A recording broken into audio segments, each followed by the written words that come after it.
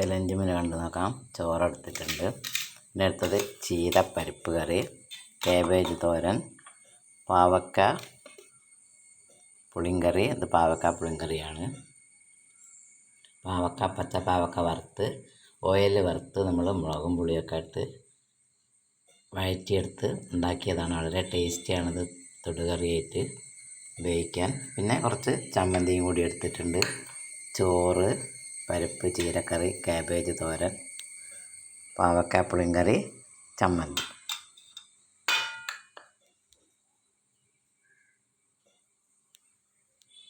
എല്ലാവരും എൻ്റെ ചാനലൊന്ന് സബ്സ്ക്രൈബ് ചെയ്യുക, ഷെയർ ചെയ്യുക, ലൈക്ക് ചെയ്യുക.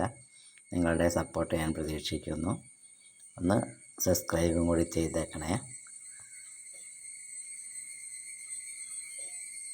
പച്ചമുളകും തേങ്ങയും കൂട്ടി അരച്ച ചമ്മന്തിയാണ്.